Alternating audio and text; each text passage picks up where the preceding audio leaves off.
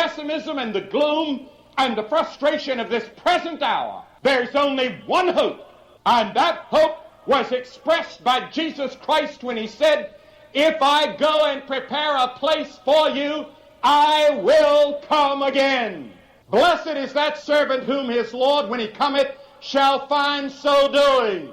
Now the Lord is coming, Christ is coming, and the temptation of many Christians is to say, "I'm going to sit down and take it easy and wait for the coming of the Lord." Well, I want to tell you, when he comes, you may be left behind. You remember the 5 foolish virgins in the story Jesus told about? They thought the Lord had waited and waited and waited, and they got a little tired. The oil in their lamps was gone. When he came, they were left behind.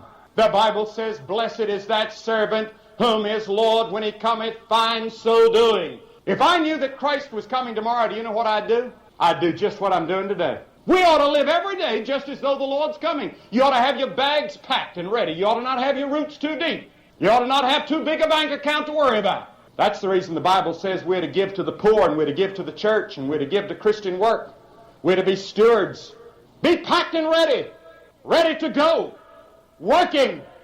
Winning others to Christ. Witnessing for Christ. Doing all we can to help our neighbor. And above all, loving